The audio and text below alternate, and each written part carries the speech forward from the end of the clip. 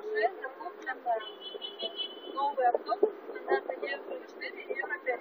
Для примера, допустим, вот у меня уже на Можайском шоссе автобус с кондиционером намного, то есть удобнее ездить вниз за 25 рублей, чем на маршрутке за 30. И вообще планируется в 2020 году полностью убрать вот такие маршрутки, которые сейчас ездят. Ну, также останутся все частники, но это уже будет на его реконструкции. В 2020 году все прожить до 2020 года.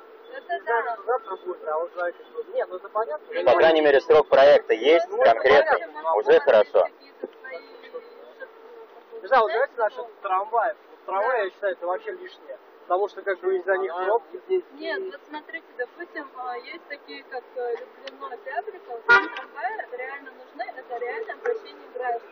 Не знаю, но есть люди, которые им нужны трамваи, пишут заявление о том, что верните нам трамваи. Они раньше были. Потом Октябрька уходит, если трамваи.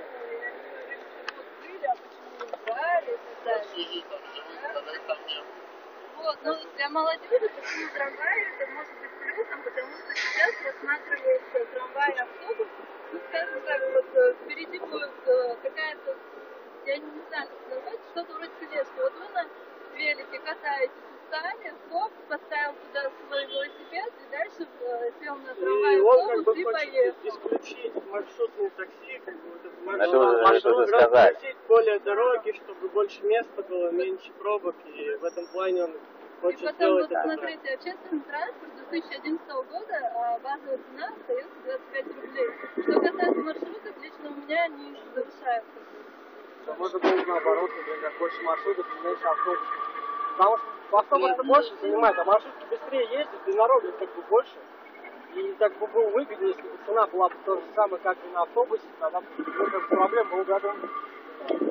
Потому что автобус, он ездит, во-первых, дольше. Например, в Рязанке у меня знакомый работает на автобусе, он стоит в пробке 4 часа. Чтобы доехать дальше, и смысл, когда эти автобусы вообще нужны.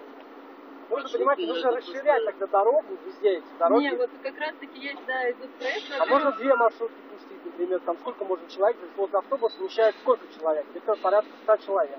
Маршрутки можно пустить 3 маршрутки. Там будет промежуток примерно, ну там, не знаю, как по времени, нужно тоже все рассчитывать, знаете, так, ну примерно, ну полчаса, да, во времени. Тогда бы было бы удобнее, ну народ бы тоже. Но это опять же нужно оплачивать 2 водителей, например, если так взять, экономически. Экономически, да, получается невыгодно. Да, и потом, если брать в расчет даже те маршрутки, то что они быстрее, есть определенный риск попадания в ДТП.